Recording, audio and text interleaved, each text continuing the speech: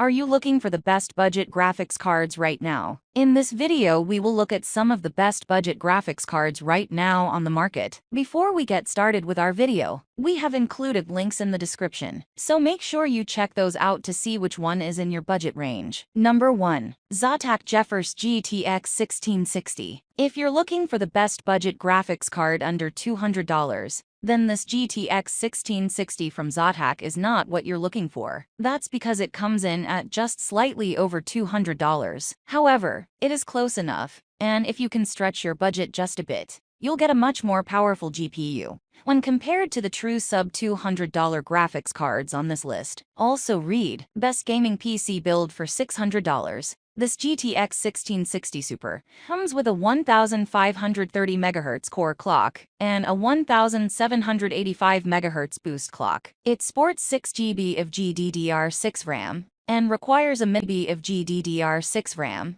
and requires a minimum of a 450-watt power supply. It also measures in at just under 8.5 inches, making it a great option for smaller builds. For performance, you can expect this GPU to max out any game on a 1080p monitor, and it should achieve a high enough average frame rate in most games to where you'd benefit by pairing it with a 144Hz monitor that has G-Sync technology.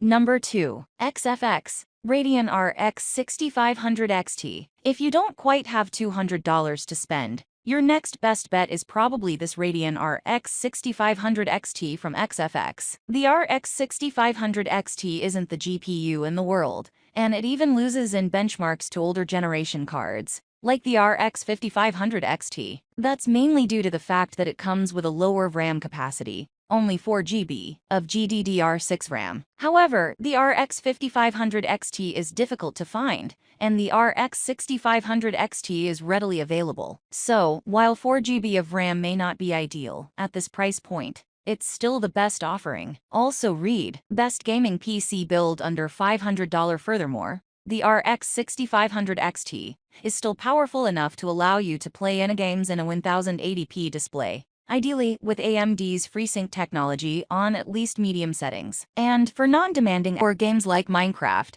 it is more than powerful enough to get the job done. So, if you're looking for a more budget-friendly GPU option, the RX 6500 XT is a decent option worth. Number 3. XFX Radeon RX 6400. If you have a tighter budget and you can't spend more than $150, this XFX Radeon RX 6400 graphics card is a good option. The RX 6400 lags a bit behind both the GTX 1660 Super and the RX 6500 XT, but it will still run most games on a 1080p monitor on at least medium settings. This card is also one of the shortest options on this list, sporting a low-profile design and measuring in at 6.3 inches long. So, that would make it an excellent option for a smaller form factor system. It also comes with a 2321 MHz base clock rate and 4 GB of GDDR6 RAM. Overall, if you don't have the budget to get a GTX 1660 Super, an RX 6400 is probably your next best option. And, of the RX 6400s currently on the market, this XFX card offers the best price to performance. As of the time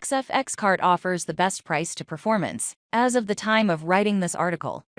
Number 4. PowerColor Radeon RX 550. If you don't have more than $100 to spend on a graphics card, you have a few options. As of right now, the best sub-$100 GPU is an RX 550. And, as of the time of updating this guide, the top sub-$100 RX 550 currently available as this low-profile option from XFX. This card comes with a 1071 MHz base clock rate, 2 GB of RAM, and a single-fan cooling configuration. Due to the single-fan configuration and low-profile design, this RX 550 measures in at just 6.0 inches long. So, it's a great option for a budget-friendly mini-gaming PC build. For performance, you can expect to run most games on a 1080p monitor on at least lower settings. For non-demanding games like League of Legends, this card will work just fine, and for more demanding games, you can play on lower settings until you have enough money to upgrade to something more powerful. Number 5. EVGA GeForce GTX 1650 Super. While it might seem that I have something against NVIDIA cards based on this article, The reality is that, at the current price points, AMD cards seem to make more sense in the sub-$200 price range. The GTX 1650 Super does provide a slight performance boost over the RX 6500 XT in most games. However, it also comes in at, or just above $200. And, at that point, the GTX 1660 Super listed above would be a better option. However, if you're able to find a GTX 1650 Super for the same price, or cheaper, than the RX 6500 XT, then you'd probably be better off choosing it instead. And, if they do, this EVGA card would be one of the better options. It comes with a 1755 MHz base clock, 4 GB of RAM, and a dual-fan configuration. It also measures in at 8.0 inches long. Overall, though, eat a little more to get a better performing card. The GTX 1660 Super, or you can spend less and get virtually the same performance. RX 6500 XT. So for now, the GTX 1650 Super is an honorable